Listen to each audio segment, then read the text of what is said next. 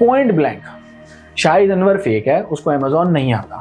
ये जो टिकटॉकर्स आ रहे हैं, यूट्यूबर्स आ रहे हैं, ये फेक है, इनको नहीं आता। आप बाहर से बैठ के जो है ना वो ये बात कर रहे हैं कि हमें बच्चों को अच्छा होना है और सीखना है, आगे बढ़ना है, बट आप खुद तो पाकिस्तान में नहीं, आप तो खुद यूएस में बैठे हैं। स्टूपिड सवाल है कि यार नहीं आप ये गलत कह रहे हैं, मैंने पकड़ लिया आपको, आप फंस गए। अगर वो आदतें अडॉप्ट कर लोगे जो मैं कहता हूँ यहाँ करने की, जिसका मैं भाषण देता हूँ, आप क्रिटिसाइज कर रहे हैं कि क्यों भाषण देते हैं आप, तो भाई बाहर जाने का मौका मिल जाएगा। और लोग भी ऑब्वियसली आपको हम देख उन्होंने भी कोर्सेज लॉन्च करने की बात करी फ्री की, तो आपने उसके ऊपर भी बोला कि नहीं मैं ये करूंगा वो करूंगा, या फिर उनको आपने रोकने की कोशिश करी? जैसे कि अभी रजब और डकी भाई इन लोगों के बारे में कह रहे थे ना कि वो फ्री कोर्स नहीं कर रहे, वो पैसे बटोरने आ रहे हैं। एक इंसान जिसने सारी जिंदगी नाचने गाने, fake give away, family vlogging की है, क्या उसको कोई बिजनेस आता है? आप बताओ।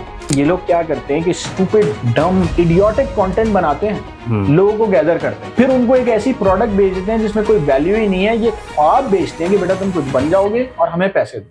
अच्छा, आप में क्या डिफरेंस है ऐसा कि मैंने, क्योंकि एक्सट्रीम कॉमर्स का बीबीसी कोर्स भी फ्री था, अवेलेबल था, इनेबलर्स का भी फ्री है, तो फ्री तो कोर्सेज बहुत सारे थे। हमारा 1,60,000 एक्टिव मेंबर बच्चा बता रहा है कि हम वैल्यू दे रहे हैं। सनी भाई बड़े अच्छे आदमी थे, उन्होंने बड़ा अच्छा काम किया शहर में। पहले तो उस बंदों को इज्जत दो जो उसने कमाई है। अब कोई मुझसे एग्री करे ना करे, ये आपकी ओपिनियन है। वकार जगह का नाम अभी भी साफ है, वो अच्छा पढ़ा रहा है, बहुत से लड़कों ने उससे फायदा बनाया है, बहुत से लड़कों ने उससे अपने कोर्स भी लॉन्च कर दिए। आजाद चाय वाला जेन्युइन मिलियनेयर है, कोई कुछ भी बोल ले, उसने जेन्युइनली अकॉम्प्लिश किया है, अपना नाम बनाया है। हर एक दिन एक नया बच्चा उठता है जिसका नाम शायद हशमानी भी ना हो, लेकिन उसको हशमानी बनना है। तो अगर हशमानी रुक गया तो बहुत सारे हशमानी आ जाएंगे, और हशमानी को आप मिलने इसलिए आए कि बहुत सारे हशमानी है नहीं। चाय के होटलों पे बैठना छोड़ दो, रिश्तेदारों की बर्थडे, सालगिरह, शादियों में जाना छोड़ दो। गालियां देंगे बहुत से लोग, नो प्रॉब्लम, गालियां सुन लो। अपना गोल एक पेपर पे लिखोगे, मुझे ये करना है life. Work so hard you hire your boss. Procedure है हर चीज का, कोई भी चीज स्ट्रेट फॉरवर्ड नहीं है। क्या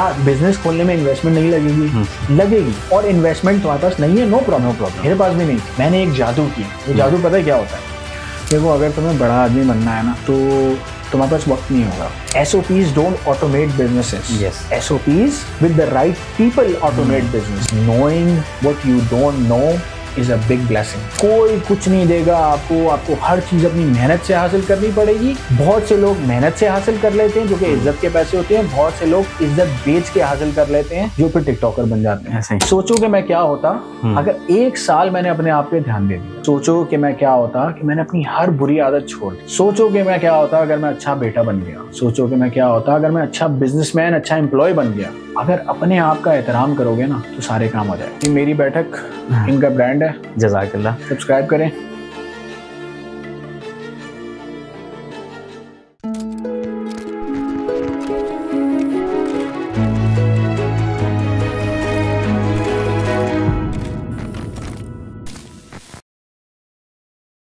अस्सलाम वालेकुम। आज एक और एपिसोड के साथ आपके सामने मौजूद हैं, और आज जो हमारे शख्सियत मौजूद हैं उनके ऊपर बड़े इल्ज़ामात हैं। लोग उनके ऊपर सवाल उठा रहे हैं कि ये $50 मैन और ये और वो। तो मैं आज आया हूँ अपने बड़े भाई के पास, जिनका नाम साद हाशमानी है, जो कि $multi-million बिजनेस के ओनर हैं यूएस के अंदर, और यहाँ पे यूथ के लिए डिफरेंट इनिशिएटिव्स इन्होंने लिए हैं। तो आइए साद भाई से मिलते हैं। अस्सलाम वालेकुम साद भाई, कैसे हैं आप? वालेकुम सलाम, खैरियत से हैं? अच्छा साद भाई, पहला मेरा क्वेश्चन आपसे ये होगा, जो मेरी अक्सर कोशिश होती है लोगों से मिलने के बाद, कि जो एक थॉट है या एक बीज है, जब आपने इस चीज को आगाज किया, या कोई भी बंदा जब अपनी लाइफ को स्टार्ट करता है, तो वो किसी न किसी मकाम के ऊपर आता है, लेकिन उसको फिर अगले मकाम के लिए कुछ एनर्जी चाहिए होती है, अगली मंजिल पे पहुंचने के लिए कुछ एनर्जी चाहिए होती है। तो वो जो एक इनिशियल थॉट या बीज, अगर मैं आपसे पूछूं, तो वो कैसे डेवलप हुआ और उसको आपने कैसे कैरी किया? यार, एक चीज होती है जिसे कहते हैं मैनिफेस्टेशन।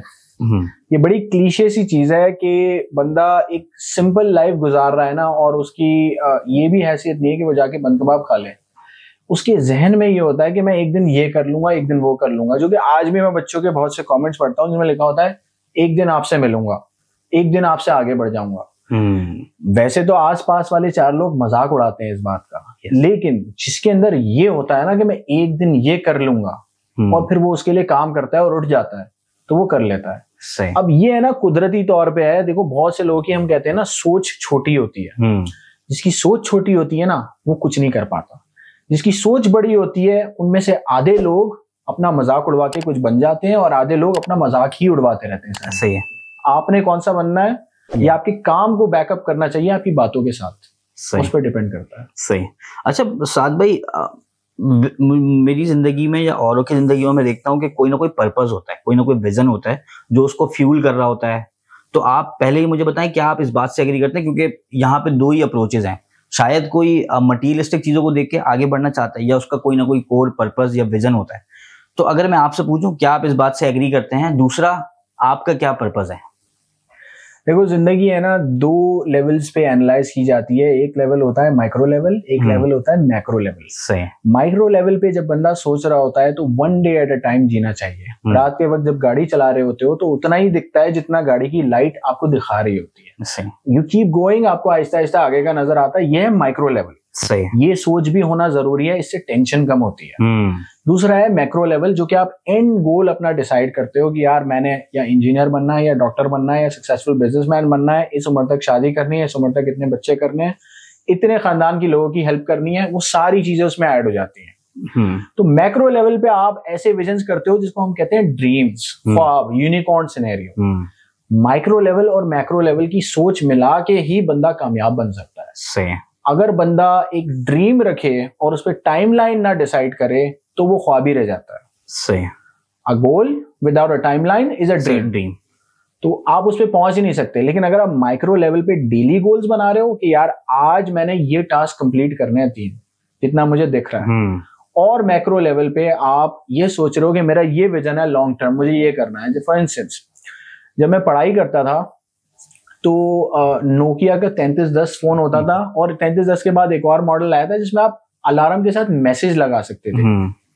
तो मेरा जब सुबह 6 बजे उठने का अलार्म होता था तो उसमें ये लिखा होता था कि आज ये 3 काम कंप्लीट करने हैं। सही है। जो कि आज के लोग पेपर पे भी लिख सकते हैं, अपने फोन के नोट्स पे भी लिख सकते हैं। इस तरह अगर इंसान चलेगा ना तो बहुत सारी चीजें बहुत आसान हो जाएंगी। अब मैं इसकी एक और आपको मिसाल देता हूँ।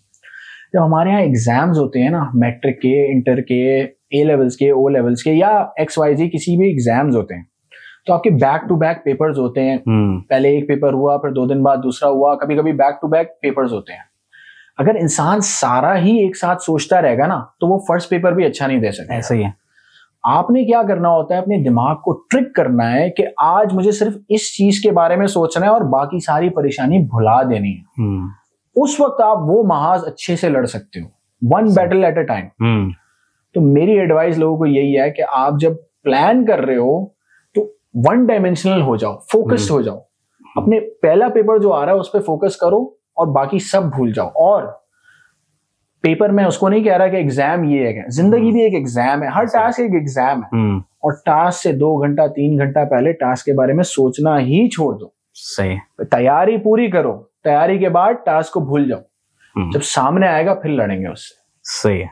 अच्छा साथ भाई, मैं इसके अंदर थोड़ा सा माइक्रो भी जाना चाहूंगा कि अगर मैं आज प्लान करना चाहता हूँ अगले 5 साल 10 साल कि यार मुझे ये अचीव करना है, तो उस प्लानिंग का तरीकेकार क्या होगा, या आपने किस तरह प्लान किया था अपनी लाइफ को कि यार 10 साल में मुझे अचीव करना है? क्या ऐसा है कि जो आपने अचीव कर लिया उसके बारे में प्लान किया हुआ था, या कुछ चीजें अनप्लान्ड भी आपके साथ हो गई? जब मैं छोटा था तो मुझे विजन्स आते थे कि मैं एक दिन 200 लोगों की टीम को एक लेक्चर दे रहा हूँ। सही है। अब मुझे नहीं पता था वो किस सिनेरियो में होऊंगा। शायद मैं कोई प्रोफेसर बन जाऊंगा और यूनिवर्सिटी में जाके दे रहा हूँ, या मैं कोई बिजनेसमैन बन जाऊंगा, अपने एम्प्लॉयज को कर रहा हूँ। एक विजन था, कड़ियों से कड़ियां जुड़ती गई। रात के वक्त गाड़ी चलाने जैसा सीन है, जितना आगे बढ़ता गया चीजें नजर आना शुरू हो गई। उस तरह ये हो गया। प्री रिटन प्लान्स मेरा ये था कि मुझे लोगों ने कहा था तुम इंजीनियर बनोगे। मैं जब 2010 में यूएस गया तो जिन साहब के लिए मैंने काम किया वो साहब मुझे कुछ टाइम पहले मिले। मगर साथ भाई काश मैं आपसे उस वक्त पार्टनरशिप कर लेता। 2012 में जिन साहब के अंडर मैंने काम किया वो 2018 में मेरे लिए काम करते थे। सही। तो गोल कभी नहीं था, लेकिन सिस्टम ऐसा चलता गया, मेहनत ऐसी थी कि लोग आपके साथ जुड़ते गए। मेरा पॉइंट सारा ये है कि work so hard that you hire your boss. Okay, सही। अच्छा, इसके अंदर क्या, जैसे कि कुछ लोगों का सवाल आपके लिए भी आता होगा, आप बाहर से बैठ के जो है ना वो ये बात कर रहे हैं कि हमें बच्चों को अच्छा होना है और सीखना है, आगे बढ़ना है, बट आप खुद तो पाकिस्तान में नहीं, आप तो खुद यूएस में बैठे हुए हैं, जिसका क्या जवाब दें? मैंने अपनी जिंदगी का मेजोरिटी हिस्सा पाकिस्तान में गुजारा है। मैं हमेशा ये कहता हूँ, जगह से ज्यादा आदतें मैटर करती हैं। अगर आपकी यूएस में आदत ये है कि आप सुबह उठ के अपना बिस्तर बनाते हो, अपना टॉयलेट खुद साफ करते हो, आपके आसपास के 4 लोग जिसमें आपके माँ बाप हो जाते हैं, उन लोगों को आपके बिहेवियर से कोई तकलीफ नहीं होती। जब आप 4 लोगों के साथ रहते हो ना, तो आपको पता चलता है आप कितने सेल्फिश हो। अपना ग्लास खुद उठाना, अपने लिए खाना खुद लेना, अपने बर्तन खुद धोना, आप उनको सुकून देते हो। फिर वही सुकून प्रोजेक्ट होता है आपके काम पे। काम पे जो सुस्त एम्प्लॉय होता है ना, उससे बॉस और कोवर्कर्स ना खुश होते हैं।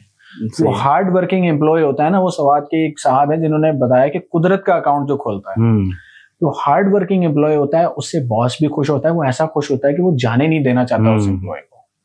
तो मेरा यही पॉइंट आप एक्सटेंड कर लें यहाँ पे, अफ्रीका में, इंडिया में, श्रीलंका में, नेपाल में, बांग्लादेश में, डजंट मैटर आप कहाँ पे हो। हाँ, अब कुदरत के अकाउंट वाला जवाब देता हूँ कि मैं बाहर बैठा हूँ, मैं बातें कर रहा हूँ, मैं बाहर, मुझे तोहफे में बाहर की कंट्री नहीं दी गई। मैंने बहुत बार अप्लाई किया, रिजेक्ट हुआ, फिर मुझे अपॉर्चुनिटी मिली, मैं गया। बाहर जाके भी मैंने अभी बहुत से ऐसे पाकिस्तानीज देखे हैं, बहुत से इंडियंस देखे हैं जो 20-20 साल गुजार के भी वहीं हैं जहां से शुरू किया। ऐसा ही है। तो इसका मतलब बाहर वाली इक्वेशन लेट्स से 10-20% इफेक्ट करती है, बाकी 80% फिर भी आपकी आदतें मैटर करती हैं। एक और चीज कह देता हूं कि अगर वो आदतें अडॉप्ट कर लोगे जो मैं कहता हूं यहां करने की, जिसका मैं भाषण देता हूं, आप क्रिटिसाइज करने की क्यों भाषण देते हैं आप, तो भाई बाहर जाने का मौका मिल जाएगा। अगर यहाँ मेरी तरह 21 साल 30 साल वो काम कर लो। मेरे एक दोस्त हैं जो स्वीडन चले गए, उनकी वर्क एथिक अच्छी थी, उन्होंने वहां स्वीडन जाके भी बड़ी मेहनत की, वो यहाँ पे भी मेहनत करते थे, उनको बाहर जाने का मौका ही, पहले तो यार लोग अप्लाई ही नहीं करते। सबसे बड़ा सवाल है, मुझे मैसेज आता है हाउ टू गो आउटसाइड, मैंने कहा Google how to apply for visa. 4 page पढ़ना है जिसमें लिखा हुआ है how to apply for visa. जिसको पढ़ना नहीं आता कोई बात नहीं, मैं आपके खिलाफ नहीं हूँ, यूट्यूब पे वीडियो है, वीजा कैसे अप्लाई करना है, उर्दू में लिखो, उर्दू में वीडियो मिल जाएगा। ये दोनों चीजें नहीं मिल रही तो dahuniversity.com पे जाओ, मैं वीजा कंसल्टेंसी का कोर्स डाल रहा हूँ, उसमें कंसल्टेंट बता रहा होगा कैसे अप्लाई करना है, स्पून फीड कर रहा होगा। वो भी समझ ना आए तो मैं कंसल्टेंट की एक लिस्ट दे दूंगा कि भाई इनमें से एक के पास चले जाओ, थोड़े से पैसे खर्च होंगे क्योंकि आप फॉर्म भरना नहीं चाहते, वो आपके लिए फॉर्म भरेगा, फॉर्म भरने के पैसे देने हैं आपको, 1 लाख रुपए दे दो, बी माई गेस्ट, ऐसे नो प्रॉब्लम।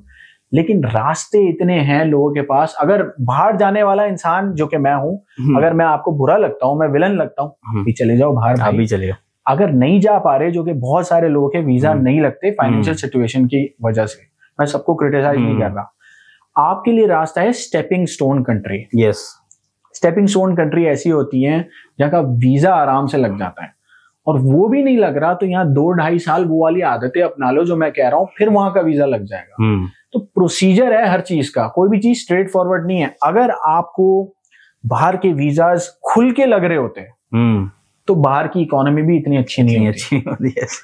अगर सारा पाकिस्तानी बाहर पहुंचा हुआ होता, बाहर की इकोनॉमी भी अच्छी नहीं रहती। तो मुश्किल चीज जो जिंदगी में है ना, उसी में वैल्यू है। आपकी कामयाबी उस लिबादे में उड़ी है जिसको कहते हैं हम काम, जिसे आप भाग रहे हो, तो वो लिबादा पहन लो, आपका काम हो जाएगा। ऐसा ही।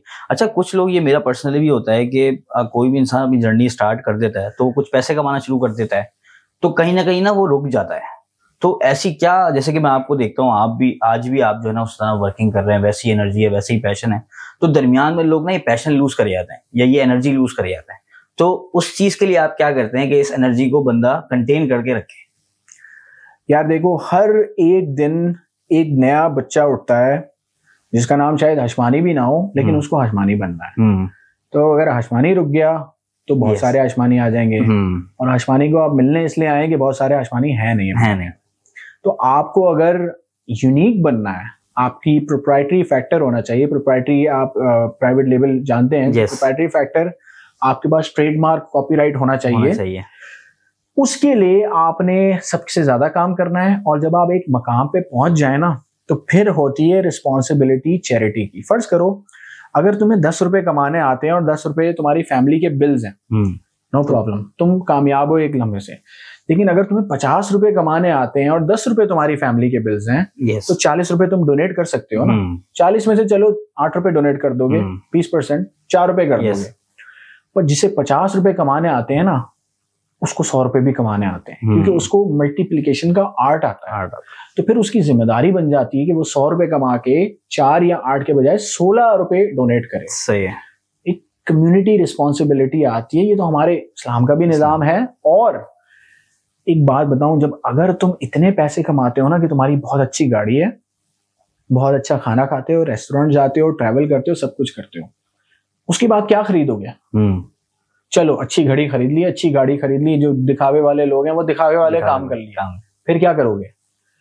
सेटिस्फैक्शन अल्टीमेट मिलती है जब तुम किसी की मुस्कुराहट देखते हो ना और उसकी हेल्प कर रहे होते हो। हेल्प में सॉरी टू से इन द फॉर्म ऑफ भीख नहीं कह रहा, मैं भीख देने पे बिलीव ही नहीं रखता। किसी को हैंड आउट करो ही नहीं, स्पेशली बच्चों को तो करो ही नहीं हैंड आउट। आप वो वाले हाउ टू कैच फिश वाले पे मेरा बिलीव है। मैं अभी कुछ लोग आए थे जो पागलों की तरह पैसे बांट रहे थे यहाँ पे। मेरा यकीन ही नहीं है इस चीज पे। मेरा यकीन है कि मैं सिखा दूं। यस, मैं अगर सिखा दूंगा ना तो जो हमारे यहाँ पे एक है ना दीमक लग गई है, जहाँ पे दिमाग बन गया है यंग बच्चे का कि किसी तरह मुझे ये जो गिव अवे वाली जो डेमोग्राफिक्स है ना, जो टिकटॉकर्स हैं गिव अवे वाले, वो ये कर दो तो मैं आईफोन दे दूंगा, वो करो तो मैं ये दे दूंगा, आसान। इन्होंने लोगों के जहन को है ना खोखला कर दिया। कोई कुछ नहीं देगा आपको हर चीज अपनी मेहनत से हासिल करनी पड़ेगी। बहुत से लोग मेहनत से हासिल कर लेते हैं जो कि इज्जत के पैसे होते हैं, बहुत से लोग इज्जत बेच के हासिल कर लेते हैं जो फिर टिकटॉकर बन जाते हैं। ऐसे ही। अच्छा, इसमें मुझे आपकी बात से याद आया कि आपने कहा कि भाई लोगों को सर्व करो, उनको सिखाओ।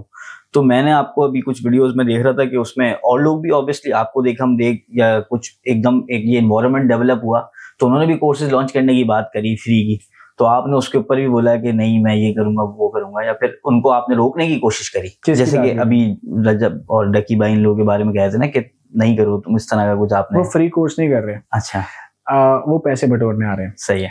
देखो मेरे बाद कुछ 4-5 ऐसे लोग हैं जिन्होंने फ्री कोर्स लॉन्च करने की अनाउंसमेंट की। पहले बेचते थे, मेरे बाद फ्री की अनाउंसमेंट, फ्री हो गई। कोई बात नहीं, कोई भी फ्री पढ़ा रहा है, अगर वो वैल्यू दे रहा है जाके पढ़ो। अगर उसने फनल सिस्टम बनाया कि वो फ्री से पेड करेगा या किसी ना किसी जरिए पैसे निकालेगा, मोहतात रहो लेकिन पढ़ फिर भी लो। देखो यार, कभी कभी जिंदगी में ना तुम थोड़ा बहुत एक्सप्लॉइट होगे। अगर कोई सिखा रहा है ना, वो जाहिर है कुछ ना कुछ तो रखेगा, वो कमाने दो उसको, नो प्रॉब्लम। तो जो भी लोग फ्री पढ़ा रहे हैं, कुछ लोगों ने मुझे भी राब्ता किया है, पढ़ो भाई, मुझे कोई वो नहीं है, मेरी कोई वो नहीं है कि मुझी से पढ़ो। सिर्फ फ्री यूट्यूब में भी मिल रहा है, वहां फ्री जाके पढ़ो। कोई और फ्री कोर्स देने वाला है, उससे भी पढ़ो। मैंने जो क्रिटिसाइज किया है वो पॉइंट ब्लैंक इसलिए किया है कि एक इंसान जिसने सारी जिंदगी नाचने गाने, fake give away, family vlogging की है, क्या उसको कोई बिजनेस आता है? आप बताओ। ऐसा ही है। अगर वो फैमिली व्लॉगिंग का कोर्स दे रहा है, जरूर पढ़ो। 10,000 रुपए देके पढ़ो। जो काम उसने किया है ना, वो काम सीख लो उससे। या उसने कोई ऐसा प्रोफेसर हायर किया है जो कि एक्सपर्ट है। मेरा जो सारा जो क्रिटिसिज्म था ना, कि जो प्रोफेसर भी है ना, उसका नाम खराब है मार्केट में। यस, आपको भी नाम पता चल जाएगा, आप गूगल कर लीजिएगा, उसका नाम खराब है मार्केट में। जो खुद ये लोग हैं, ये उस प्रोफेसर से मिले ही इसलिए हैं कि इनके पास 10-20 मिलियन फॉलोअर है, सारे प्लेटफॉर्म मिला के। अब उन फॉलोअर में बेचारे मासूम बच्चे हैं। मासूम बच्चे कौन है? 13-14, क्योंकि इनका कंटेंट ऐसा है कि बच्चों को खींचते हैं अपनी तरफ। गिव अवे कंटेंट है, क्रिंज फैमिली व्लॉगिंग कंटेंट है। सही है। अब ये उनको टारगेट कर रहे हैं। जो वहां पे ये लोगन पॉल ने काम किया है कि पहले बच्चों को सारा गैदर किया, फिर उनको फेक क्रिप्टो स्कीम्स बेच दी, उनको अपनी अभी कोई प्रोडक्ट लॉन्च कर रहा है बच्चों की, वो कर रहा है। तो सारा पॉइंट ये है कि ये लोग क्या करते हैं कि स्टूपिड, डम, इडियोटिक कंटेंट बनाते हैं, लोगों को गैदर करते हैं, फिर उनको एक ऐसी प्रोडक्ट बेच देते हैं जिसमें कोई वैल्यू ही नहीं है। ये ख्वाब बेचते हैं कि बेटा तुम कुछ बन जाओगे और हमें पैसे दो। सही। तो इनका 1 पॉइंट एजेंडा है, 40-50-60 करोड़ रुपए जमा करने हैं और निकल जाना है। सही है। क्योंकि रेपिटेडली कोई पैसे नहीं देगा इनको। अच्छा, आप में क्या डिफरेंस है ऐसा कि मैंने, क्योंकि एक्सट्रीम कॉमर्स का बीबीसी कोर्स भी फ्री था, अवेलेबल था, इनेबलर्स का भी फ्री है, तो फ्री तो कोर्सेज बहुत सारे थे। तो आपने यहाँ पे यूनिवर्सिटी लॉन्च करने के बाद आपको क्या लगता है कि आप क्या तब्दीली लेके आ सकते हैं, इम्पैक्ट लेके आ सकते हैं? इसी के साथ दूसरा सवाल अटैच करूंगा कि जैसे कि बीबीसी था और कोर्सेज थे, उसमें ट्रेनर्स थे, सही है ना, और वो उसी तरह जो है ना वो सिखा रहे थे। तो क्या आपकी भी यही अप्रोच है? उनको फिल्टर आउट कैसे कर रहे हैं आप? कैसे स्क्रूटनाइज करके आप लोगों के सामने पेश करेंगे एज अ कोर्स? सही है, 2 बड़े अच्छे सवाल किए। मैं तीसरा पॉइंट अपने साथ ऐड कर देता हूं। देखो, मैं सारे कोर्स कराने वाले या जो करा चुके हैं उनके खिलाफ नहीं। मेरे नजदीक बहुत सारे लोगों ने बड़ा अच्छा काम किया है। कोई उनको पसंद करे ना करे, मैं अपनी ओपिनियन दे देता हूँ, क्योंकि मुझे आजकल लोग ऐसे देखते हैं कि ये बताएगा कौन सही है। सनी भाई बड़े अच्छे आदमी थे, उन्होंने बड़ा अच्छा काम किया शहर में। आज भी जो मैं प्रोफेसर हायर करता हूँ उनमें से बहुत से लड़के वहीं के सनी भाई के होते हैं, और सनी भाई के बहुत से प्रोफेसर ने वॉलंटियर किया है फ्री में पढ़ाने के। तो पहले तो उस बंदों को इज्जत दो जो उसने कमाई है। ऐसा ही है। अब कोई मुझसे एग्री करे ना करे, ये आपकी ओपिनियन है। वकार जका का नाम अभी भी साफ है। वो जो पढ़ा रहा है या वो जो लीड्स दे रहा है उसका नाम क्लीन है। वो अच्छा पढ़ा रहा है, बहुत से लड़कों ने उससे फायदा बनाया है, बहुत से लड़कों ने उससे अपने कोर्स भी लॉन्च कर दिए, तो उनकी तो मैं इज्जत करता हूँ। आजाद चाय वाला जेन्युइन मिलियनेयर है, कोई कुछ भी बोल ले, उसने जेन्युइनली अकॉम्प्लिश किया है, अपना नाम बनाया है उसने। ऐसे दीगर और भी नाम हैं जो जिनको मैं भूल रहा हूं या मैं नहीं जानता, क्योंकि मैं इस फील्ड का नहीं हूं। मैं जिनको जानता हूं मैं उनका बता रहा हूं। अब point blank Shahid Anwar fake है, उसको अमेज़न नहीं आता। ये जो टिकटॉकर्स आ रहे हैं, यूट्यूबर्स आ रहे हैं, ये फेक है, इनको नहीं आता ये जो पढ़ा रहे हैं। और ऐसे बहुत सारे लोग हैं मार्केट में जिनको काम नहीं आता। वो या तो काम नहीं आता, या उन्होंने प्रोफेसर भी सही नहीं लिए, या उनकी नीयत ही खराब है, सिर्फ पैसे के लिए आ रहे हैं। तो ऐसे जो भी लोग हैं उनसे बचो। अब मैं अगर बोलोगे तो मैं अपनी वेबसाइट पे लिस्ट जारी कर दूंगा कि मैं किनको ट्रस्ट करता हूं और मैं किनको ट्रस्ट नहीं करता, जाके देख लेना। मेरा पर्सनल ये फिनोमिनन है कि कोर्स बेचना is not a bad thing, लेकिन जो बेच रहा है वैल्यू दे। हम वैल्यू कैसे दे रहे हैं अब ये मैं क्लियर कर देता हूं। वैसे तो हमारा 1,60,000 एक्टिव मेंबर बच्चा बता रहा है कि हम वैल्यू दे रहे हैं। तो 1,60,000 पाकिस्तान में किसी के पास भी नहीं है। आप बड़े से बड़ा नाम ले आओ, किसी के पास नहीं है, ना अभी है ना पहले कभी था, और इंशाल्लाह कभी होगा भी, और होगा तो मैं उनको सपोर्ट करूंगा। हम लोग लीड जनरेशन सिखा रहे हैं। हमारे जो सबसे बड़ा एलिमेंट है ना, जिसने पढ़ा हुआ है या जिसको कुछ भी नहीं आता, पहले तो उसको सिखा रहे हैं काम कैसे सीखना है, और अगर किसी ने सीखा हुआ है तो उसके बाद क्लाइंट कैसे पकड़ना है। अभी जो सबसे बड़ा मसला है ना, स्पेशली जिसको अमेज़न करना है, जिसको टिकटॉक शॉप करना है, जिसको शॉपिफाई करना है, सबसे बड़ा मसला है अकाउंट ही नहीं बन रहा, LLC नहीं खुल रही। तो कोई ब्रिज तो ब्रिज चाहिए आपको, लीड जनरेशन चाहिए, जो कि वहां बैठे हुए लोग, वहां पे ऐसे बहुत से बाबे बैठे हुए हैं, डॉक्टर्स, इंजीनियर्स, जिनको एक साइड बिजनेस करना है, उनके पास पैसे हैं, उनको एक ट्रस्ट वर्दी बंदा चाहिए। अब मैं आज क्या कहता हूं, मैं आज बच्चे को कहता हूं कि मैं आपको लीड जनरेशन सिखा दूंगा कि उसको कन्विंस कैसे करना है कि आपको काम आता है। कन्विंस आप उसी वक्त कर पाओगे जब आपको सारी स्ट्रेटेजीज पता होंगी और आपने कहीं ना कहीं फ्रीलांसिंग करके किसी ना किसी के लिए एक सर्विस दी होगी। सही है। अगर अमेज़न स्टोर नहीं खुल रहा आपका, टिकटॉक शॉप नहीं खुली, उसमें सर्विसेज हैं बीच में बहुत। आप जब पूरा सीखोगे ना कोर्स, तो बीच में आप सर्विसेज एक्सट्रैक्ट कर लोगे कि ये मैं कर सकता हूँ, फाइवर में ऑफर कर सकता हूँ, अपवर्क में ऑफर कर सकता हूँ, लिंक्डइन पे अप्रोच करके ऑफर कर सकता हूँ, इंस्टाग्राम पे अप्रोच करके ऑफर कर सकता हूँ। वो सर्विसेज दोगे, आपको तजुर्बा आएगा। तजुर्बा आने के बाद आपकी जेब में $500,000 होगा। $500,000 लेके आप जाओगे इन्वेस्टर के पास अपना एक्सपीरियंस लेके।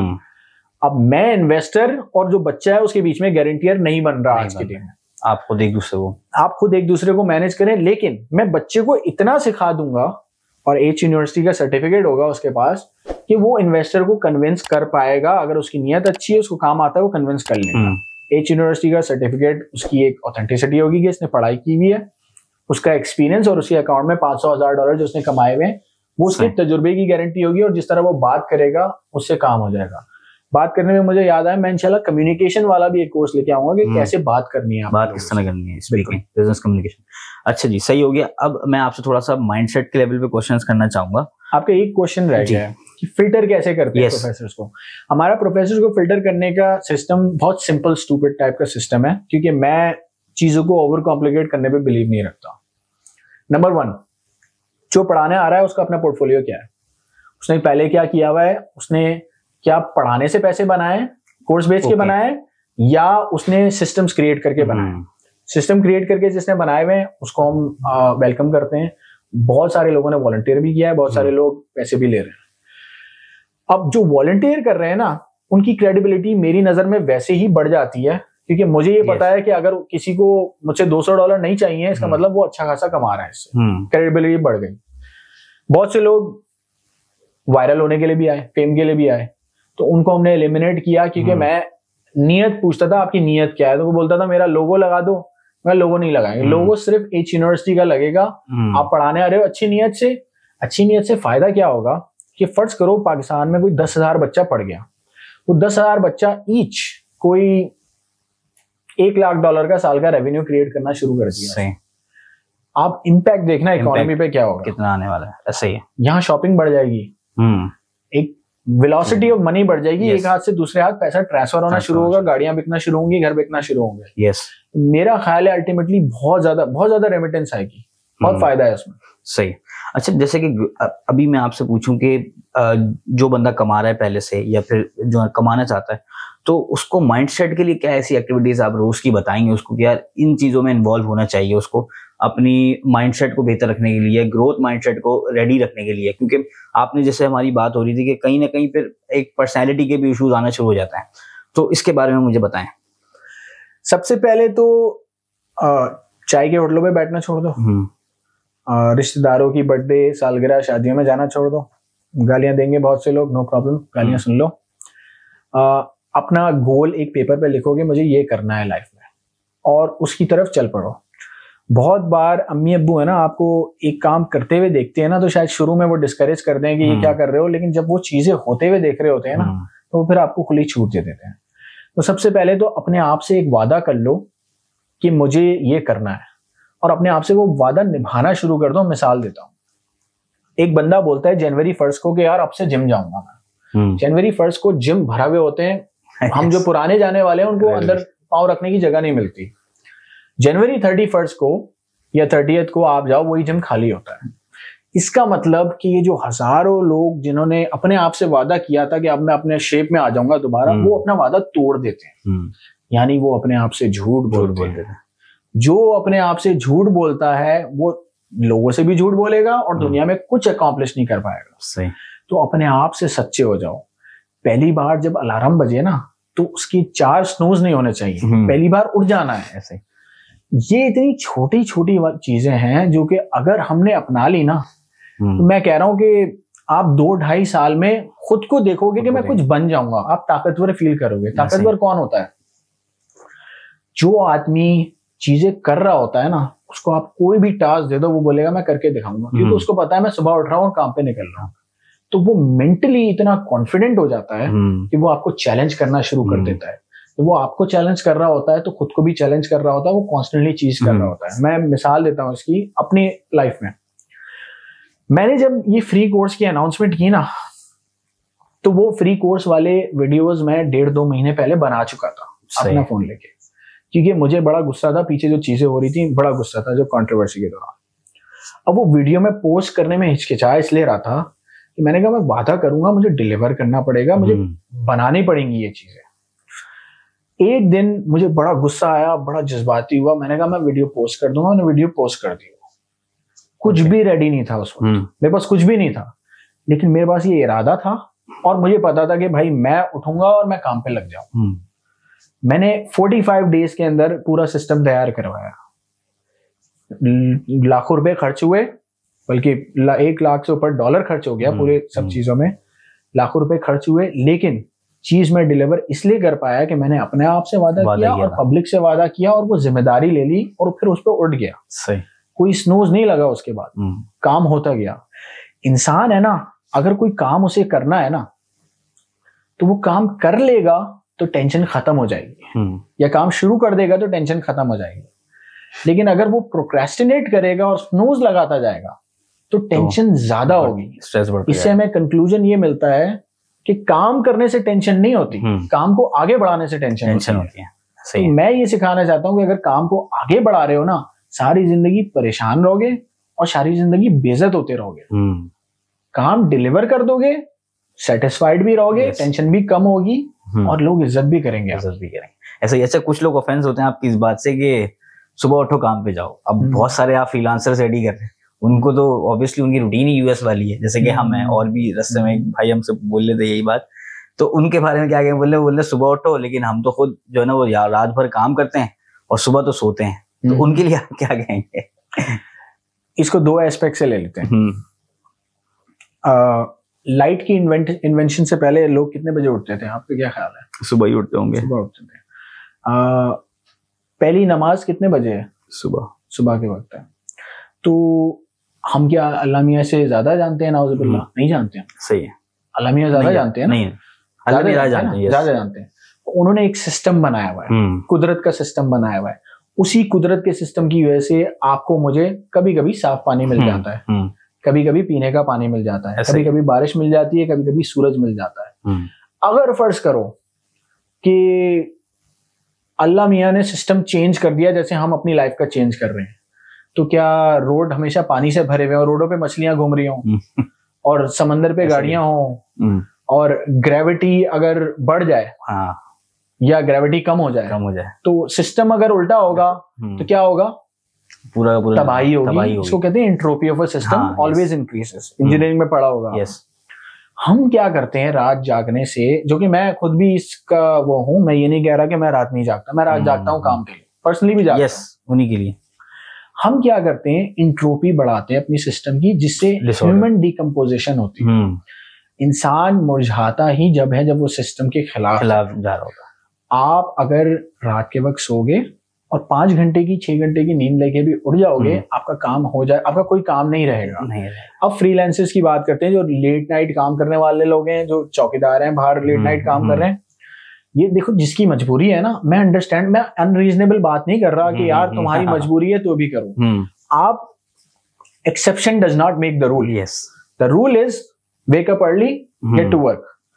कुछ लोगों की एक्सेप्शंस है, जो रात में पहरा दे रहे हैं, जो फ्रीलांसिंग काम, exception does not make the rule. यहाँ फ्रीलांसर्स की पॉपुलेशन कितनी है? पाकिस्तान टोटल पॉपुलेशन में 2% भी नहीं होंगे। तो भाई एक्सेप्शन डज नॉट मेक, ये स्टूपिड सवाल है कि यार नहीं आप ये गलत कह रहे हैं, मैंने पकड़ लिया आपको, आप फंस गए। नहीं भाई, exception does not make the rule. ऐसे रूल क्या है कि इंसान सिंपल लाइफ जिए, एक प्रॉपर एज में शादी करे, एक प्रॉपर एज में बच्चे करे, अपने बच्चों को स्कूल भेजे, दोपहर के वक्त खाना खाए, सुबह नाश्ता करे, रात के वक्त। अब कोई लोग हैं जो देर से शादी करते हैं, तो वो exception does not make the rule. उनके सर्कमस्टेंसेस अलाउ नहीं कर रहे, नो प्रॉब्लम। आप उनकी लाइफ थोड़ी डिफरेंट होगी। उसके ऊपर अगर बात करें, मेजॉरिटी ऑफ पॉपुलेशन उनको रूल फॉलो करना है। एक्सेप्शन होंगी सोसाइटी में, नो प्रॉब्लम। सही है। अच्छा साद भाई, उसके लिए जैसे कि मैंने देखा है कि जब मेरी हर किसी बंदे पे स्टडी होती है, जब कि जिसका भी बुरे हालात हैं या अच्छे हालात हैं, तो आप देखेंगे कि मर्द की जिंदगी में अल्लाह ताला ने कुछ ऐसा रखा है कि कुछ ना कुछ उसका एक दौर ऐसा गुजरता है जिसमें अल्लाह ताला उसके ऊपर रहम फरमाते हैं या उसके पास पैसा आता है। आप किसी को भी उठा लें जो अभी बुरे हाल में भी होगा ना, एजेड बंदा, तो उसकी जिंदगी में कोई एक ऐसा पीरियड होता है जब पैसा आता है उसके पास। तो उसके बारे में आप क्या कहेंगे कि लोगों के पास पैसा भी आता है या फाइनेंशियल लिटरेसी नहीं होती? और इसी के साथ अगर एक सवाल और ऐड कर दूं कि फाइनेंस मैनेजमेंट के लिए या फाइनेंशियल लिटरेसी के लिए कुछ ऐसे 2-3 रूल्स हैं जो कि आज से लोग अडॉप्ट कर लें अपने पास। सही है। देखो, आदमी बनाया गया है परेशान होने के लिए। जो परेशान नहीं होता वो कुछ अरसे परेशान नहीं रहता, बाकी सारी जिंदगी परेशान रहता है। जो परेशान हो जाता है वो और उसके आसपास के 20 लोग सारी जिंदगी परेशान नहीं रहते। तो आप बनाए गए हो परेशान रहने के लिए। हमें जब मैं स्कूल जाते थे तो हमें कहा जाता था यार कॉलेज लाइफ बड़ी इजी है। कॉलेज गए तो वहां और मुश्किल हो गई। कॉलेज लाइफ में लोग कहते थे यार यूनिवर्सिटी लाइफ कर ले, बस तेरी लाइफ सेट है। यूनिवर्सिटी लाइफ कर ली तो कहते हैं बस जॉब लगेगी, जिंदगी बन गई, सेट हो गई। अभी सिविक में घूम रहा होगा तो वो क्या कर रहे थे, हमें बेसिकली वो आदी बना रहे थे टेंशन लेने का। तो पहले ये टेंशन लो, फिर वो टेंशन लो, फिर वो टेंशन लो। अब बहुत सारे मेडिकल प्रोफेशनल्स कहेंगे यार ये तो टेंशन को प्रीच कर रहा है। नहीं, टेंशन जब आप लेते हैं ना तो टेंशन मैनेजमेंट सीखते हैं। जो मैंने माइक्रो लेवल और मैक्रो लेवल की बात की थी ना, you learn tension management. You only think about thing जो आपको अभी करनी है, बाकी सब भूल जाए। क्योंकि जिंदगी में इंसान के 1000 टेंशन है। बहुत से लोग हैं ना, उनको मोजा पहनने में भी टेंशन होती है कि कैसे पहनूं, या बेल्ट कैसे लगाऊं। मैं उनमें से एक आदमी हूं जो आपको जिंदगी की छोटी छोटी चीजें आपको मुश्किल लगती है, लेकिन बड़ी चीजें आप कर लेते हैं। तो टेंशन मैनेजमेंट सबसे जरूरी है। लेकिन ये बात अपने बैक ऑफ द हेड डाल लो कि आप पैदा किए गए हो टेंशन लेने के लिए। अगर आप टेंशन लोगे चीजें अच्छी रहेंगी। अब बात करते हैं, आपने जो बात की फाइनेंशियल लिटरेसी कैसे लेके आए। फाइनेंशियल लिटरेसी की सबसे बेसिक एजुकेशन हमें बचपन में सिखाई जाती है कि अपनी टांगे उतनी फैलाओ जितनी चादर है। यहाँ मैं उल्टा देखता हूँ, यहाँ हर साल नया फोन चाहिए होता है लोगों को, ऐसे ही है। और जब इन्वेस्टमेंट की बारी आती है तो हमारे लोग कहते हैं कि यार इसकी गारंटीज क्या है, हमें क्या कंफर्मेशन है यार। साथ भी आप इन्वेस्टमेंट का तो कह रहे हैं। अच्छा, मुझे बहुत ज्यादा मैसेज ये आते हैं जो फ्री कोर्सेज हैं, ओह नो इन्वेस्टमेंट वाले कोर्सेज है ना, यानी इन्वेस्टमेंट कोई नहीं लगेगी, हम बिजनेस अमेज़न का स्टोर खोलेंगे। तुम इंटरनेट का महीने का 2000 3000 4000 दे रहे हो, सही है, क्या बिजनेस खोलने में इन्वेस्टमेंट नहीं लगेगी? लगेगी। और इन्वेस्टमेंट तुम्हारे पास नहीं है, नो प्रॉब्लम, मेरे पास भी नहीं थी। मैंने एक जादू किया, वो जादू पता है क्या होता है? मैं ना वो चोरों वाला बर्गलर वाला यूनिफॉर्म पहना मैंने, और रोज काम पे जाता था, और हर महीने के एंड में वो मेरे अकाउंट में डायरेक्ट पैसे जमा कर देते थे। सही, इसको कहते हैं जॉब। तो मैंने जॉब की और उससे पैसे जमा किए और फिर इन्वेस्टमेंट की। सही, हर एक ने ये करना है। मनी मैनेजमेंट क्या है कि जॉब करो, पैसा उतना खर्च करो जितनी जरूरत है या उससे कम। उससे कम का मतलब ये होता है कि अगर आपको अभी इस वीकेंड रेस्टोरेंट नहीं जाना, जरूरी नहीं है ना आपके लिए, नहीं जाओ। नीड एंड वांट में फर्क कर लो। दूसरी चीज, बहुत से लोगों का ये होता है, कुछ लोग कहते हैं कि यार चलो खर्चे तो होने ही है, क्योंकि आपने बिजली का बिल बढ़ गया, यहाँ बिजली एक्सपेंसिव हो गई है, खर्चा तो होना ही है। फिर ये सोचो कि इनकम कैसे बढ़ानी है। अगर तुम 10 घंटे एक जॉब कर रहे हो तो उसके बाद 3 घंटे 4 घंटे उबर कर लो। ऐसे ही है। अगर कुछ करना है तो पैदा करना पड़ेगा वो एक्स्ट्रा घंटा। वो एक्स्ट्रा घंटा नींद से और अयाशी से और टिकटॉक देखने से बचाने से बनेगा। ऐसे ही है। घड़ी कभी भी नहीं देगी एक्स्ट्रा घंटा। वो कुछ सोलर बन रहा है, सिस्टम बन रहा है कि 25वां घंटा हो जाएगा। अच्छा, लेकिन उसको 1000 साल और लगेंगे, तो आप 1000 साल तो वेट नहीं कर सकते। अच्छा, आप अपने आप को कैसे अप टू डेट रखते हैं आजकल की दुनिया में, या फिर आज अब जो रूटीन है आपकी उसमें कैसे अपने आप को अप टू डेट रखते हैं? क्या इन्फॉर्मेशन की आपकी वो है, सोर्सेज हैं, किस तरह अपने आप को आप एलिवेट कर रहे हैं इस पॉइंट ऑफ लाइफ के ऊपर? अप टू डेट रखना as an news? Yes, news, या फिर सीखने के, लर्निंग से रिलेटेड। या लर्निंग तो वो सेल्फ वो होती है, अपने मेहनत से होती है, अपनी सोच से होती है कि मुझे ये सीखना है। इंफॉर्मेशन का तो समंदर है ना बाहर। जब आप बाहर जाते हैं तो आपको इतनी इंफॉर्मेशन है कि अभी आपको इंफॉर्मेशन एक्सट्रैक्ट करना मुश्किल नहीं है, इंफॉर्मेशन फिल्टर करना मुश्किल है। तो फिल्ट्रेशन में हम टाइम इन्वेस्ट करते हैं। जाहिर है आप जब 100 आर्टिकल पढ़ेंगे तो उनमें से 2 फैक्चुअल होंगे और बाकी 98 आपको मिसलीडिंग होंगे। तो सबसे पहले तो नैरेटिव से हटके फैक्ट निकालना आना चाहिए आपको। जब आप कोई आर्टिकल पढ़ते हो ना तो उसमें मेक श्योर करो कि नैरेटिव के बजाय आप फैक्ट निकालना सीखो उसमें, क्योंकि एक ही खबर को आपको ARY दूसरे तरीके से बताता है, जियो दूसरे तरीके से बताता है। अब आपको किस तरह अपने लिए लेना है, अमेरिका में भी ऐसा ही है। MSNBC दूसरी तरीके से बताता है, फॉक्स दूसरी तरीके से बताता है। आपको खबर कैसे निकालनी है ये आपके ऊपर है। इसी तरह बहुत सारे फाइनेंशियल मैगजीन्स भी होते हैं, वेबसाइट्स भी होते हैं जहाँ से आप फाइनेंशियल इंफॉर्मेशन लेते हैं। वो मैंने कोई ढूंढी भी नहीं है, गूगल पे आप सवाल सर्च करो, उसके जवाब 20 बार पढ़ो 20 अलग अलग जगहों से, और आप फैक्ट एक्सट्रैक्ट कर लो। ये है इंफॉर्मेशन की सोर्स। अब क्या सीखना है ये कैसे पता चलता है? देखो, दुनिया में जब हम इंजीनियरिंग स्कूल में थे ना 2006 में, तो उस वक्त हमारे मुल्क में इतनी अवेयरनेस ही नहीं थी कि कोई आपको ये बोले कि आपको IT पढ़ना चाहिए। उस वक्त मैकेनिकल इंजीनियरिंग के लिए टॉप परसेंटेज चाहिए होती थी। BCIT लोग जो वेटिंग लिस्ट में आते थे उनको BCIT में एडमिशन मिल जाता था। तो पहले तो आपको दुनिया बता रही होती है, लेकिन हमारी दुनिया नहीं बता रही थी। टिपिकली जैसे आज दुनिया बता रही है कि आर्टिफिशियल इंटेलिजेंस AI में अगर कुछ भी आपने कर लिया यूल बी गुड। ऐसा ही। मैं अपने कुछ दोस्तों को जानता हूँ जो मास्टर्स कर रहे हैं, PhD कर रहे हैं इसी में। अब हमें तो वो अवेयरनेस नहीं थी। तो इसलिए हमेशा यहाँ का बच्चा जो है ना वो इंटरनेशनली देखे क्या चल रहा है, क्योंकि यहाँ हमेशा सोए हुए रहते हैं। मेरे एक दोस्त हैं SN अयाज, बहुत फेमस इंटरनेशनल स्क्वैश प्लेयर है। सही। अब उसने मुझे एक चीज बताई जिससे मेरा दिमाग हिल गया। उसने कहा कि पाकिस्तान का बच्चा अगर स्पोर्ट्स में टॉप 20 में आ जाता है किसी एक स्पोर्ट्स में, जैसे ये नदीम अरशद थे जैवलिन में और ये स्क्वैश में, तो वो आईवी लीग स्कूल में फुल स्कॉलरशिप पे एडमिशन ले सकता है। अच्छा, हमें तो ये पता ही नहीं था। आईवी लीग स्कूल तो हमारे अमेरिका में रहे हुए बच्चे नहीं जा पाते। तो आपके लिए रास्ते ऐसे हैं जो अगर इंफॉर्मेशन बंदे के पास हो वो कहां से कहां पहुंच सकता है। ऐसे ही है। क्रिप्टो का ट्रेंड था। मैं क्यों वकार जगह की तारीफ करता हूँ? क्रिप्टो का जब टाइम था, वकार जगह was the first person in Pakistan. बाहर तो चलो बहुत सारे गोरे थे। मैंने 2011 में पहला बिटकॉइन खरीदा था। उस वक्त सस्ता होता था, मेरा ख्याल है $250-300 का होता था। तो पॉइंट ये है कि चीजें होते हुए नजर आ रही होती हैं। कोई एक ना एक पागल होता है, yes. तो मैं पागल कहता हूँ, कोई एक ना एक पागल होता है जो आपको सेंस कर लेता, फ्लो से अलग जाते हुए नजर आ रहा होता है। सारी मछलियां इस तरफ जा रही है, एक बंदा को यहाँ जा रहा होता है। उसको पहचानना सीखो, उसको देखो। कब देखोगे? जब आपकी आंखें खुली हुई होंगी। अगर आपकी आंखें लगी हुई हैं कि कौन सी नई मूवी आई है, सलमान ने शाहरुख के बारे में क्या कह दिया, बॉलीवुड में क्या कंट्रोवर्सी हो गई, या हरीम शाह क्या कर रही है, या डकी भाई क्या कर रहा है, तो फिर आप उसी चक्कर में पड़े रहोगे। सही है। अगर आप इंफॉर्मेशन एक्सट्रैक्ट करने बैठे हो तो आपका एल्गोरिदम, आपका सर्च इंजन आपको वही चीजें पुश करेगा। हो जाता है। अब हमारे यहाँ के एल्गोरिदम ही सारे मैसअप हुए हुए हैं। सबसे बड़ा इशू ही मेरा ख्याल है the will to extract information है ही नहीं। ऐसा ही है। अच्छा, आखिरी एक दो क्वेश्चंस हैं जिसपे मुझे था कि मैं आपसे पूछूंगा।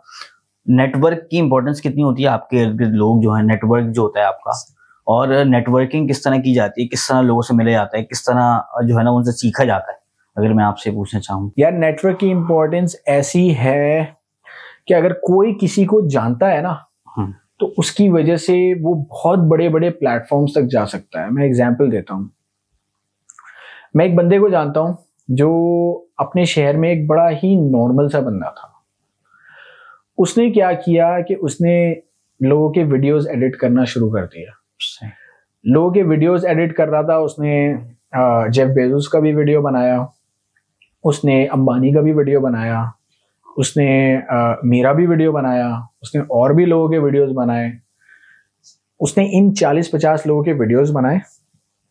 जाहिर है नोटिस में आ रहे थे उन सबके। नोटिस में आने के बाद उन सबको अप्रोच किया। उसकी अप्रोच से ये सारे लोग इंक्लूडिंग माई सेल्फ, और उसके ऐसे लोगों से कांटेक्ट हैं जो मैं हैरान हुआ कि उसने बताया कि मैं कांटेक्ट में हूँ, दुबई का बंदा है ये सारे लोग उससे राब्ते में हैं और उससे अपॉर्चुनिटीज वो क्रिएट करता है। अब मैं इसे एक और स्टेज पे बताता हूँ। एक और बंदा, ये पाकिस्तान का बंदा है। मैं एक दिन अपनी प्रोफाइल में स्क्रॉल कर रहा था तो एक पोर्ट्रेट बना हुआ था इलान मस्क का। सही। अब बजाय वो पोर्ट्रेट था सिंगल कलर, मैंने थोड़ा जूम इन किया, देखा वो पोर्ट्रेट नहीं था। उस समंदर पे, साहिल समंदर पे उसने लार्ज सी ड्राइंग बनाई हुई थी, इलान मस्क का चेहरा बनाया हुआ था। सही।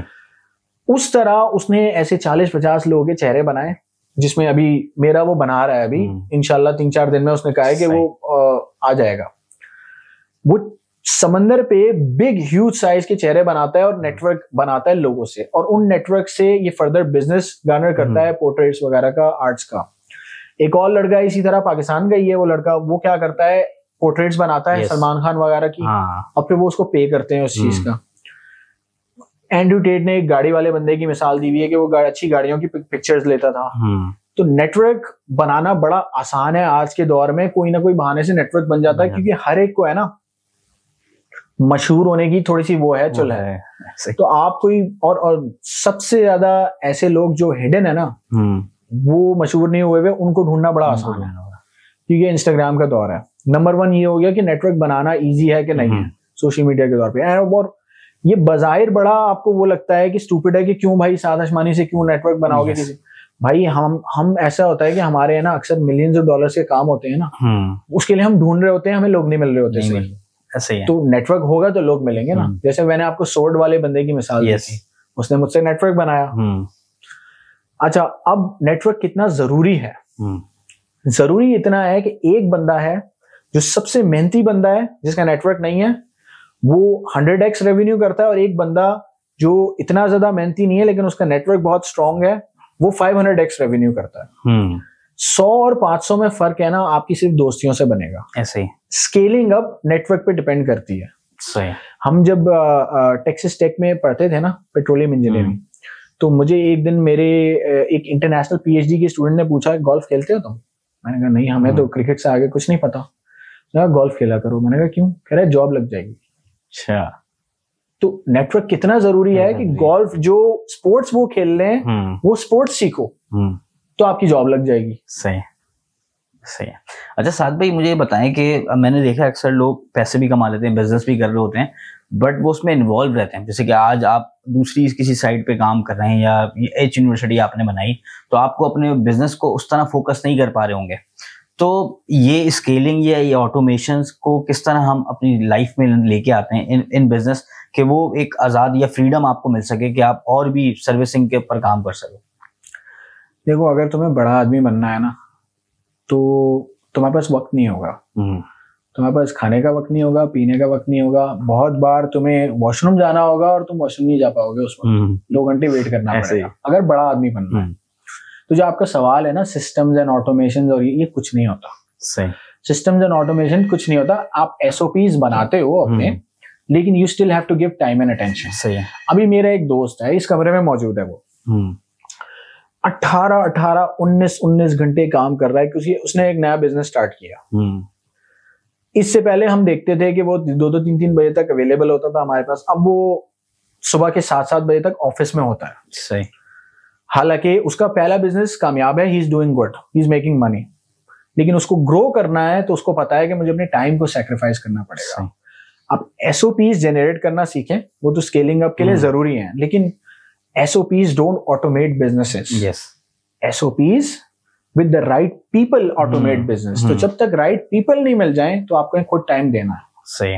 अगर हम ग्रो कर रहे होते हैं तो आप समझ जाएं कि हमें राइट पीपल मिल गए और उसके साथ SOPs है। ऐसा ही है।